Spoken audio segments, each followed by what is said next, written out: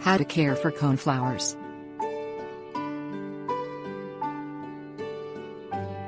Coneflowers Echinacea spp. Are colorful perennials that attract birds and butterflies to your yard or garden.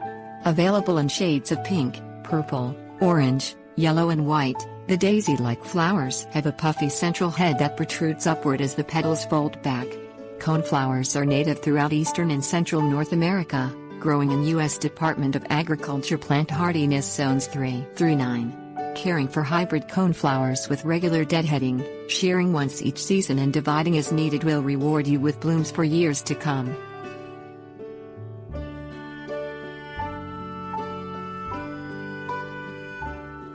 Things you will need.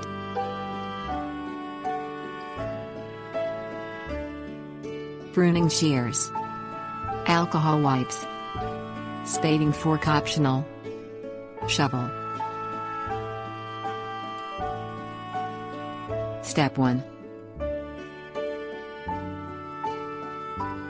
Fertilize coneflowers in the spring as new growth appears with the fertilizer low in nitrogen like a 5-10-5 blend.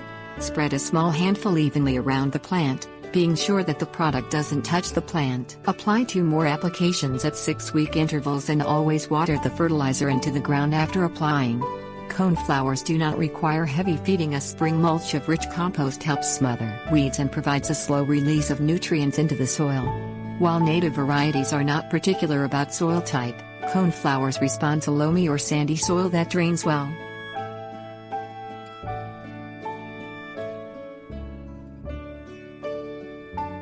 Step 2.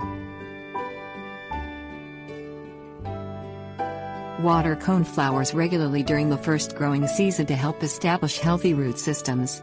Mature coneflowers are drought resistant, preferring an open area in full sun, but consistent watering can improve blooming throughout a hot, dry summer.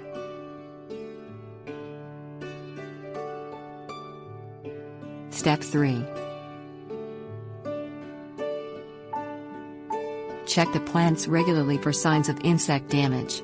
Although coneflowers are pest-resistant, leaf miners and Japanese beetles sometimes attack the leaves and flowers, and vine weevils may attack the roots. Dust the plants with diatomaceous earth or spray with a ready-to-use insecticidal soap to control insects.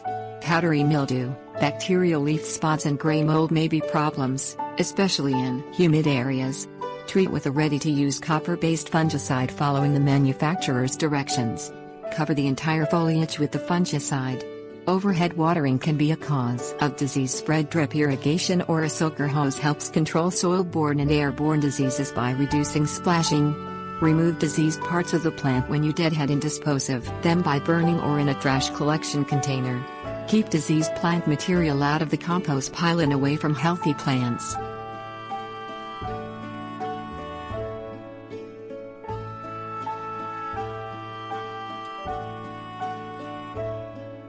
Step 4.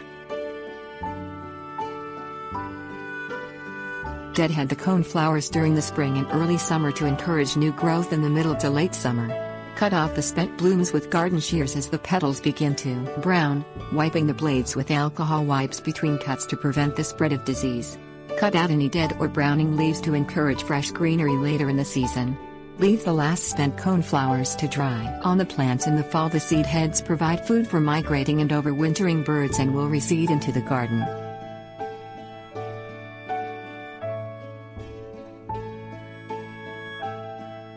Step 5.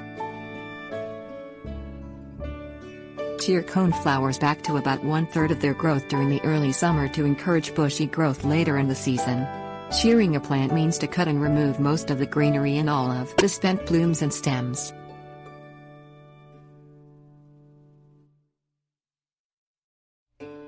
Step 6.